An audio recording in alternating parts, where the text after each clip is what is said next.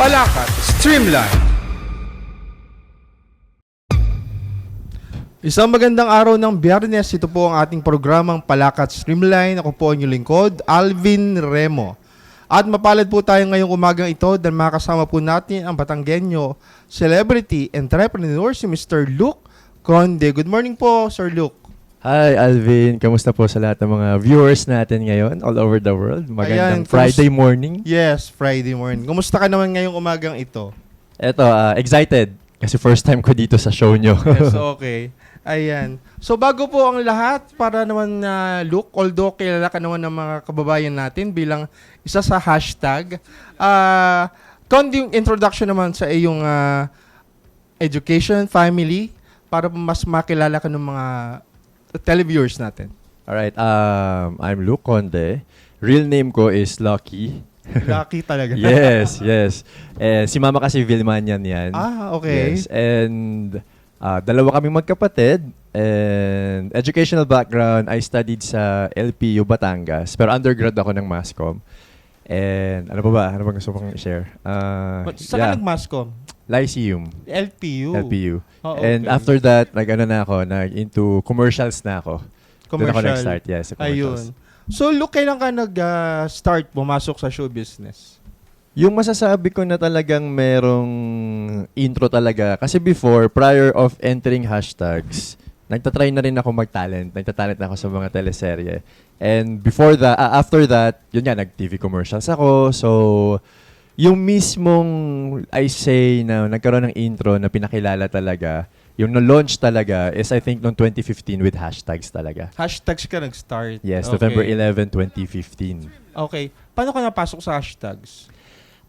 Nangyari yun because may sinalihan akong pageant which is yung Gandang Lalaki sa Showtime. Doon talaga yun. Tapos, after nung competition, after a year nun, nagpatawag sila ng audition for boy group. Tapos nung time na yun, medyo hesitant pa ako kasi ang isa sa requirements is dancer. Yun talaga, dancer talaga. So nagtanong ako dun sa mga contacts ko sa loob sa Showtime. Sabi ko, ano bang klaseng dancer? Like professional dancers ba yan? Ganyan. Paano man nakakasayaw lang? O yun nga. Tapos sinabi naman sa amin, as long as you can move, kaya mong, pwede kang maturuan. Yun. So sabi ko, okay, try ko. Then yun yung start after ng audition. Parang abilis lang nun, nilaunch din kami after a week ata, after the audition. Tapos naging main stage na kayo ng Showtime? Yes, every day on actually, from Mondays to Saturdays talaga. Tapos, makikita kayo? Every day talaga kami nagpa-perform. Oo. Yes. Pero doon sa hashtag, sino talagang ka-close mo doon? Ka-close lahat naman kami eh. Especially yung first batch eh. Yes, lahat kami talaga magka-close. Pero syempre, may mga times na hindi naman maiiwasan na talaga meron ka lagi nakakausap, laging yung comfortable ka talaga. And I think sa akin, si Ryle yung pinaka-close ko. Kung may isa, I mean, kung may isang pwede kong banggitin, si Ryle talaga yon. Okay. Pero lahat naman kami close kami talaga. Like we're real brothers talaga, yung turingan sa isa't isa. Okay, so simula nung napapasok ka sa Showtime, masasabi mo bang nag-start na talaga yung pag-ano ng career mo? I think, noon time kasi na nilaunch kami, ang sabi sa amin, suntok sa buwan kasi yun. Kasi during that time, kung maalala ng mga viewers natin, grabe yung kalaban namin that time, yung Aldab. As in, sila talaga yung nag-dominate ng ratings and all. So, hindi namin na-expect na magiging ganun katindi yung pagtanggap ng mga tao. So, I can say na isa yun sa naging catapult yung talagang nag-introduce sa akin sa tao. So, nakilala kami kasi nagkaroon kami ng everyday show. Kasi isa sa naging blessing talaga sa amin is yung pagkakaroon talaga ng bahay sa showbiz, which is yung Showtime. So, everyday talaga nandun kami nakikita. So, mas nakilala talaga kami ng tao. Ayun. So, pwede mag-share ka sa amin, alin ba yung mga naging projects mo na talagang tumatak sa mga manonood, lalo na sa mga Batanggenyo? Aside sa, yun nga, pagiging part ng hashtags, kasi kami, in general, basta nakita kami, minsan hindi na binabanggit yung pangalan namin eh. Hashtags na lang. Si hashtags! Or si hashtags. O ganon. So, bukod doon, I think yung isa sa hanggang ngayon is whenever I have out-of-town shows or nagla-live ako sa social media, hanggang ngayon binabanggit pa rin lang yung pangalan kong Tito Jude. sa Kadenang Ginto. Oo. Yes, kasi Ikaw nagkaroon nga pala yung kapatid ni ano doon? ni Kuya Adrian Alandi. Adrian, yung Yes, police, Yes, Oo. yes. So, ang ganda nung opportunity na yun na nabigay sa akin ng Dreamscape at saka of course ng ABS. And until now, yun, kilala pa rin ako ng mga tao as Tito Jude. Minsan nga pa nagla-live ako, hindi na yung pangalan ko dun Tito eh. Jude, Na parang, oy, di ba ikaw si Tito Jude ni Marga? Oo. Yun, so automatic. Yun, until now, nagagamit pa rin yung pangalan na yun. Okay, so aside dito, may movies ka nang nagawa. Yes, I have few. Mhm. To name a few. Yung isa sa pinaka, I think, talagang tumatak or nakita ng mga tao is yung That Thing Called Tangana. Ay, oo. Yung isang LGBTQ movie Oo. ng Regal. Yun. Parang sumikat din yung movie na yun. Parang, I think yes. Tapos lalo na nung nalagay siya sa mga platforms, mas Mm. nakita siya, na-appreciate siya ng mga tao. Yes. So aside sa movie na That Cold Thing, That Thing Called Tangana. Ang ganda ng title. Oo. Meron din kami yung Papa Pogi with Kuya Teddy. Andol Regal din yun. Kasama ko naman si Nico at saka si Zeus doon. Kami yung parang best friend ni Quiz Teddy dun sa movie. Matanong ko lang, gaano kakulit pagkasama mo yung sina Nico at saka si Sus? Parang sila yung makukulit eh. Actually, what you see is what you get. Pero, may mga down moments din yung mga yan. Like, may mga times na, like for example, si Nico, sobrang energetic niyan. Pero may mga moments yan na tahimik lang din yan. May mga moments na mas na-enjoy din yan no, pag magkakasama kami na, syempre hindi nawawala yung mga nagka-crack siya ng jokes from, alam mo yun, from time to time. Pero may mga times din na we have serious talks din naman. Yes. So, nag-undergone ka rin ba ng mga training bago ka pumasok sa show business?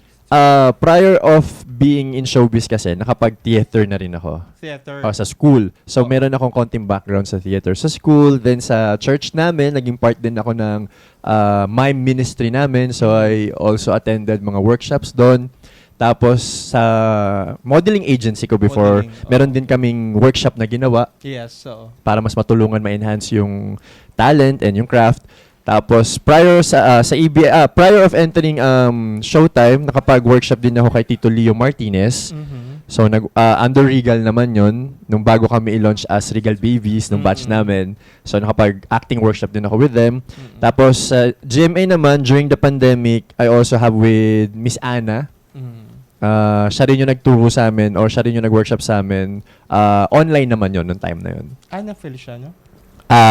Ana, ano last name ni Ma'am Ana? Yung kapatid ni Fileo, Miss Ana Fileo. Si Miss Ana Fileo. Yes. Yung daughter ni Direk Luis Gillian. Yes, oo. Magaling yun. Super.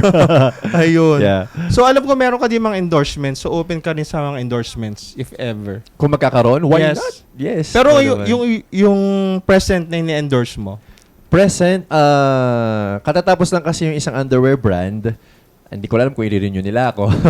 Tapos, ngayon, mostly, yung clinic, like yung facial clinic, yung Toledo, yun yung existing ko ngayon. Oo. Tapos, may mga ilang ex-deals lang. Pero yung mismo endorsement, I think, as of now, yung Toledo, med lang yung meron pa ako. Kasi natapos na yung mga iba eh.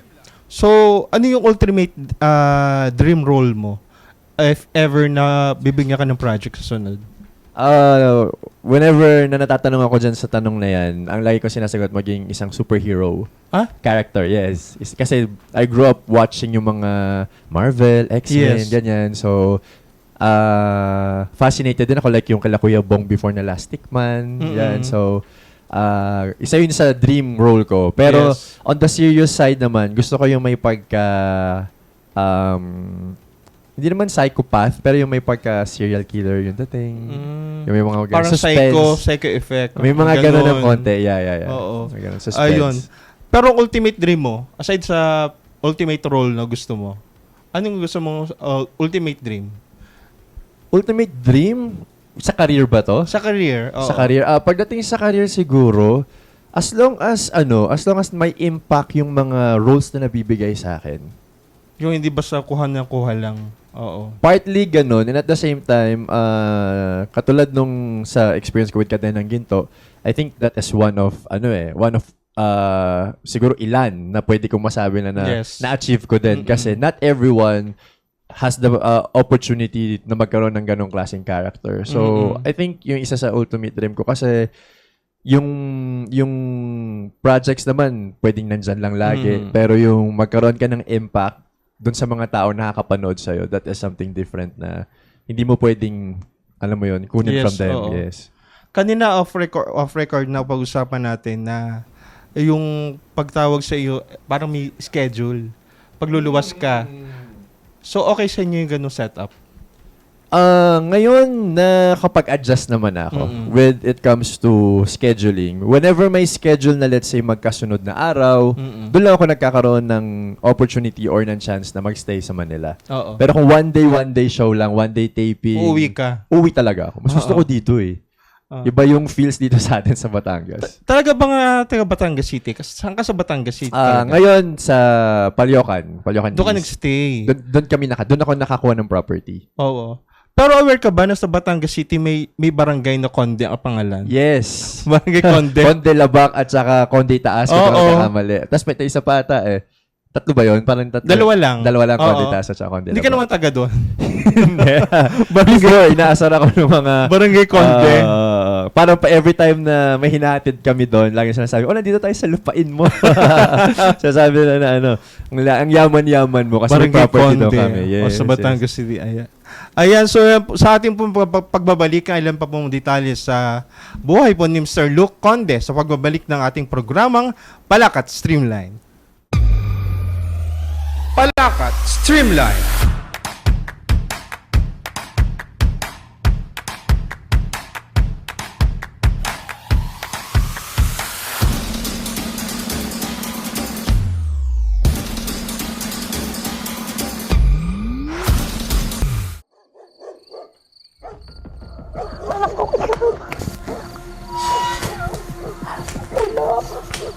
Pangulo! Pangulo! Pangulo! Tulungan niyo po kami! Pangulo! Pangulo, tulungan niyo po kami! Pangulo, tulungan niyo po kami! Oh, bakit? Ano nangyayari sa'yo? Ito po! 1,000 na pong nilalaglat ang anak ko! Ay, saglit mo nga. Upo muna. Titingnan natin ang bata. Oh, mainit nga ang bata. Upo muna. Salamat po! Hello? Maki, saglit ka't malapit ka naman dito sa bahay. May pasyente lang tayo. Kailangan lang matingnan ng bata. Sige, okay. Salamat. Pangulo, magandang umaga po. Ano pong nangyari sa ating Tingnan pasyente? mo muna ang ating bata nga rin. Titingnan Mataas ang ko. lagnat. Oo, sobrang taas nga ng lagnat, ha?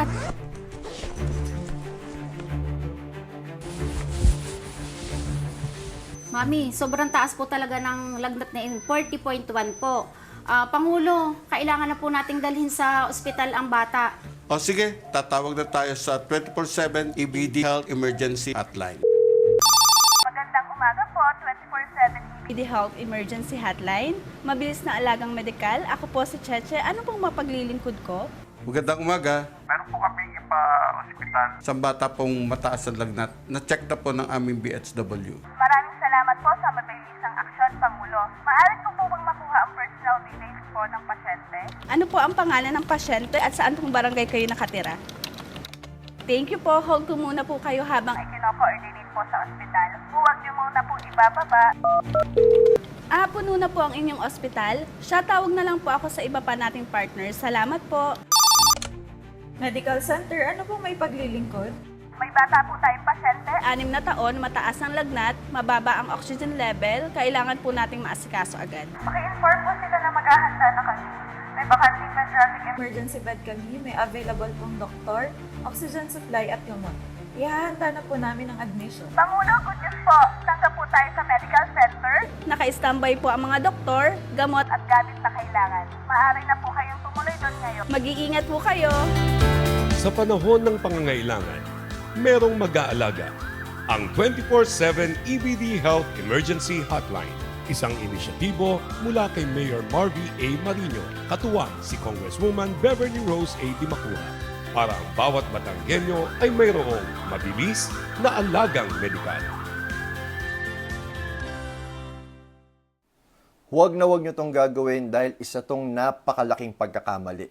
Yan ay ang hindi pag-check out ng LC Perfume. Kaya ano pang hinihintay nyo? Alam ko lahat tayo gusto lang natin mag-amoy fresh, amoy pogi, amoy maganda, amoy mayaman, amoy artista.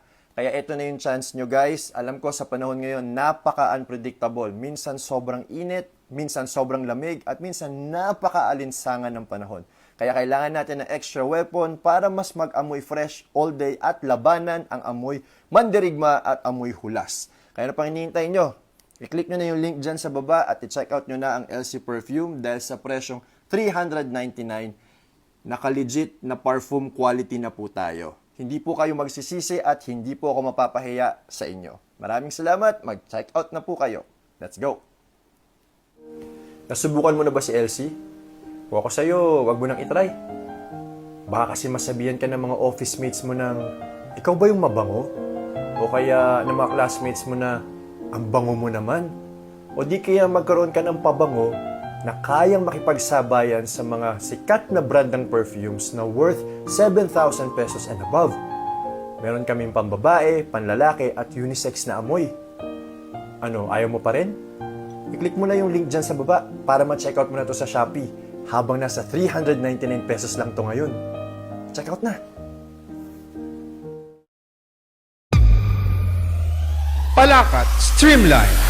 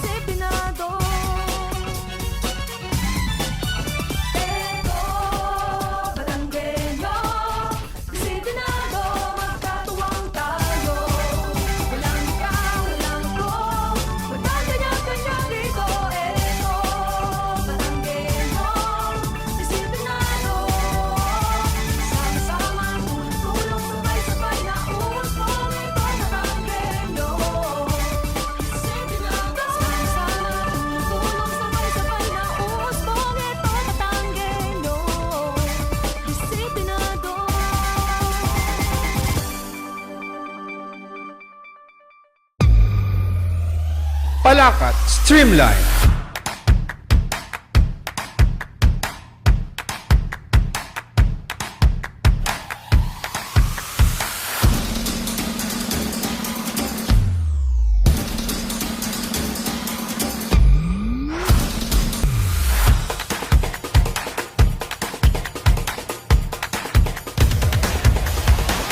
Palakat Streamline. At nagbabalik po ang ating programang Palakas Streamline. Kasama pa rin po si Luke Conde. Ayan. So kami hashtag pa rin. Ayan. So kanina pinalabas po namin sa commercial yung pong LC Perfumes. Ayan. So paano biglang natwist sa business, pagiging business-minded mo, Luke? Actually, ano yun, matagal ko na rin plan na magkaroon ng business. Actually, food business pa yung initial na plan namin nung iba kong kasama supposed to be. Pero nung time kasi last year, na-experience kong mag-live sell sa TikTok. So, I was able to, parang yung opportunity nakita ko doon. And then, na-open up yung mind ko na meron pala talagang market sa social media. Malaki. Oo. Yes. So, yun yung nag-push sa akin, ibigay sa akin na idea na itry. Oo. Pero kung nagtuloy yung food business mo, anong sanang food ang... Food? oo. Ang napag-usapan namin ng mga supposed to be na kasama ko is rice meal siya. Rice meal? Yes. Oo. Ayoko na, baka makuha ng idea. Yes. So, baka pwede pa namin ituloy in the future. actually, So, pwede pa nga. Yes, Oo. yes. Ayun. Pero yung Conde Perfumes, paano siya nag-start? LC. Medyo kasi yan, hindi naman controversial, pero supposed to be kasi, meron akong collaboration with another person for that business. Kaso, we needed to go separate ways. So, nung time na yon hindi naman nang hinayang, pero naisip ko na, since hindi namin matutuloy together yung business, why not itry ko na ako lang? Ikaw lang. Yes, kasi supposed to be it's a collaboration. Pero nagkaroon ng unforeseen, things. So, anong nangyari, supposed to be, hindi na siya matutuloy. Pero, God gave me this idea and encouragement na, bakit hindi mo ituloy na ikaw? Bakit hindi mo Ikaw lang. subukan na ikaw? Yes. Oo. So, kahit na wala akong idea about anything about business, kasi honestly speaking, ayoko talaga ng nasa sales. Madaming kumukuha sa akin maging ahente ng insurance, sideline ba, Yes, mga oo. ganyan. Pero wala kasi talaga sa personality ko yung magbebenta ako. Even nung nag-work ako sa contact center before, ayoko rin ng sales kasi ayoko talaga na nagbebenta. Ayoko nung idea or pakiramdam na nagmamakaawa ka. Oo. Kasi partly parang ganun Para siya, di ba? bumili. Magsa-sales talk ka. Tapos parang utang na loob mo pa dun sa bibili yung Parang ganun. support sa'yo, di ba? Oo. So parang in my heart and my mind, wala talaga sa pagkatao ko yun. Pero dumating yung time na, yun nga, I was encouraged by the Lord then na itry mo, subukan mo. And then, then I started to love it. And at the same time, perfume lover din kasi ako. Kaya napunta talaga din ako dun sa line na yun. And good thing din na yun naging business kasi yung interest ko nandun. Tama. Kung ano yung gusto mo. Yes, Oo. totoo. So, ilang sense itong LC Perfumes? Actually, trial and error siya nung umpisa. So, I started hindi ko nagkakamali, parang tig 6 cents for men and women. Tapos, 2 unisex na scent. Tapos, nag-evolve siya. Parang ngayon, parang na-maintain ko na tig 5 na lang yung men at saka women. Tapos, 2 unisex. Kasi trial and error din kung ano talaga yung scent na gusto ng tao. Oo. Yun talaga. Doon ako nag-base, Yes. actually. Oo. Kung gusto umorder ng ating mga kababayan ng LC Perfumes, saan sila pwedeng umorder nito? Available po ang LC Perfume sa Shopee. Oo. Tapos sa TikTok shop, available din siya. Especially now na magki-Christmas, Pang-giveaway. giveaway, regalo. Actually, hindi kayo Oo. mapapahiya pag pinang-regalo nyo po siya. As Pero in, pag halimbawa mga friends mo umorder, pwedeng direct na sa'yo. pag within Batangas City, kung friends ko, kakilala ko, yes, Oo. pwede naman. Oo. Pero pag mga hindi ko kakilala, meron ako minimum order within Batangas City. Ako magde-deliver. Okay. At least 5 orders. Oo. At least 5 orders para ako yung magdala sa inyo. Yes, oo. So, if ever meron pa mga gustong, meron bang Facebook account ang Yes, LC? may official Facebook at Instagram. And of course, TikTok account po si LC. So, i-check nyo lang yan sa mga social medias. LC Perfume, nandyan po yan. And then, of course, you can order sa Shopee at saka sa TikTok shop. Ayun. So, kung makikita nyo po yung account ni Sir Luke Conde sa Facebook, talagang makikita napakalapit mo din kay Lord. Kung napapanood ko yung mga ano kayo tawag doon sa mga videos mo? Yung parang parang nagbibigay ka ng mga Nag-share ng gospel. nag-share ng parang gospel. ganun. Oo. Sarap kasi panoodin eh. Yung mga ganun, oo. So, paano ang frequency mo nung pagpunta sa church? Saka sino nakakasama mo? Yung frequency, before kasi, I go to the church every Sunday lang. Yes, oo. Every Sunday. Then, early this year, January, I was able to have the opportunity para ma-reconnect sa Lord. With all the things na na-experience ko in the past, parang the Lord awakened me na, anak, balik ka na sa akin. Parang ganun. So, I was encouraged, and at the same time, aside from going every Sunday, I'm also part of the anointed professionals ng church namin, which is Jesus, the Anointed One Church, kung saan, aside from that regular Sunday service, meron pang discipleship training na kung saan mas lalalim ka, mas mapapalakas yung relationship mo with Jesus, with the Lord, and at the same time, may community ka. Kasi, ang hirap mabuhay sa mundong to na wala kang support. Yes. Wala kang support dun sa mga tao na masasabi mo na yung support sa'yo is genuine. Yung support sa'yo is totoo. So, thank God because I was able to found that group of people or yung community sa anointed professionals ng church. So every Thursday we have a gathering, every Wednesday meron naman kaming prayer meeting.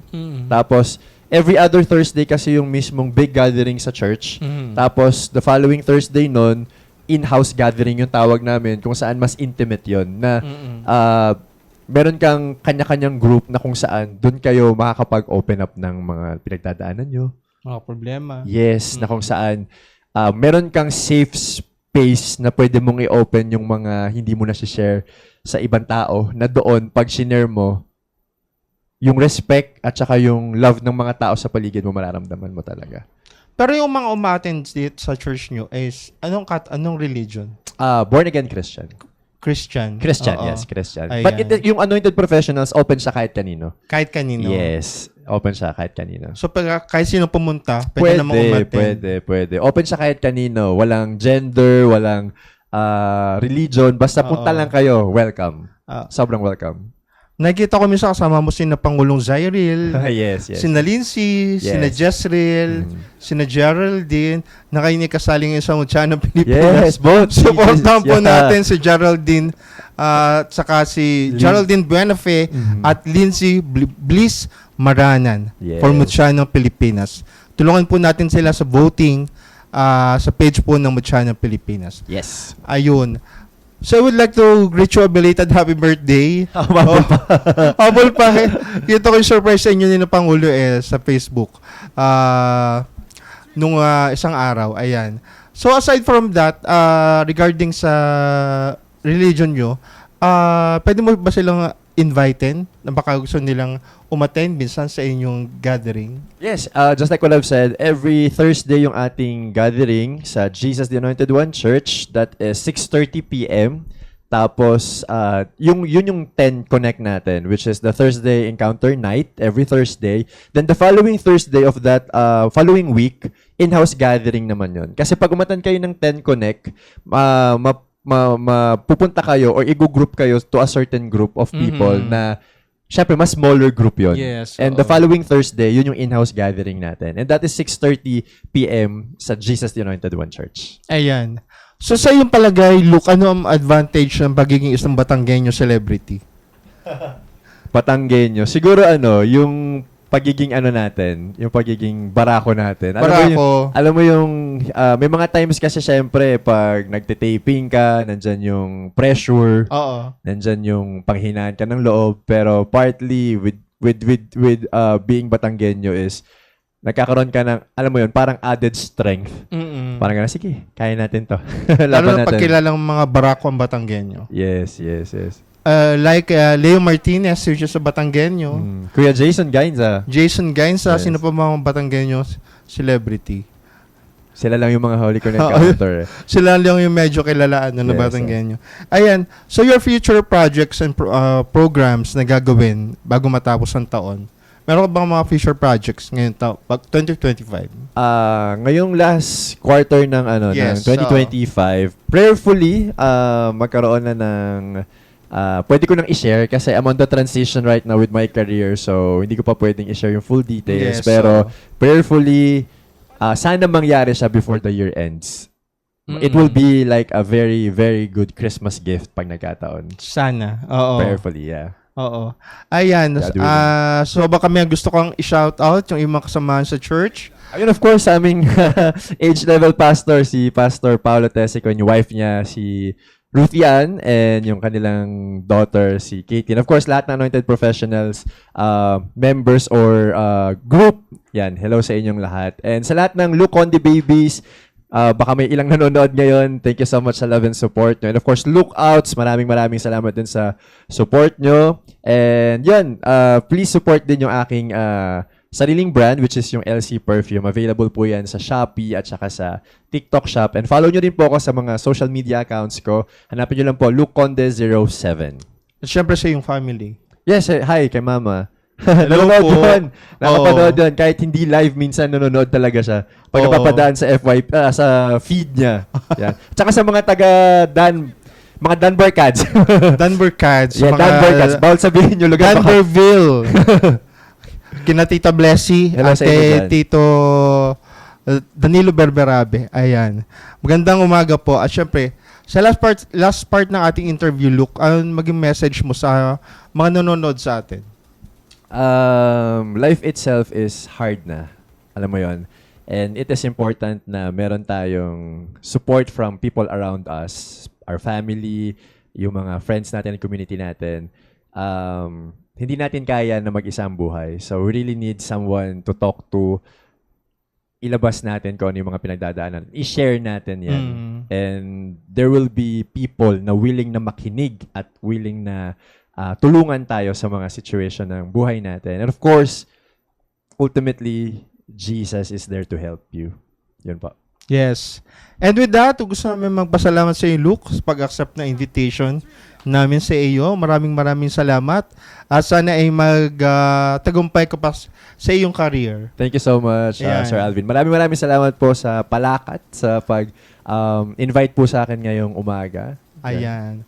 Thank you so much. So, mga kaibigan, ugalin po nating manood ng Palakat Streamline tuwing Biyernes sa ganap megasyam ang 10:00 ng umaga.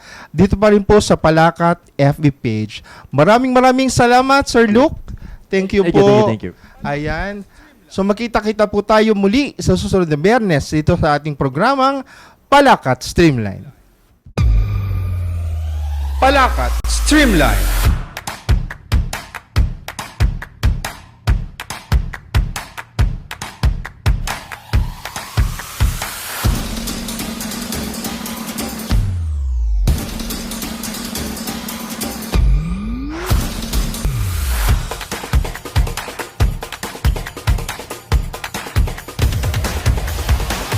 Palakat Streamline. Palakat Streamline.